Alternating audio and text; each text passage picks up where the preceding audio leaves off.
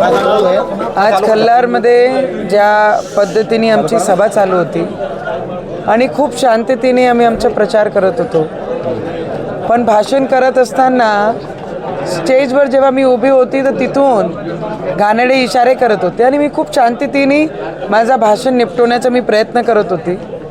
तिथून मला हुटिंग करत होते आणि जेव्हा मी खाली आली, भाषण संपवलं, तरी मी काही रिॲक्ट नव्हता केला. पण माझे कार्यकर्त्यांना पाहून, मला पाहून जोरात जोरात अल्लाहू अकबर करायला लागले. आणि मग मारायला जेव्हा माझ्या लोकांनी, आजूबाजूनी सगळ्यांनी सांगितलं, देशमुखांनी, की बाई तुम्ही भाभीला काहीच म्हणू नका, ताईला काहीच बोलू नका, एवढा घाण शब्द यूज करू नका, तुम्ही मारून टाकणार म्हणून राहिले, काहीच बोलू नका. त्यांचं भाषण संपलं की आम्ही जाणार आहे.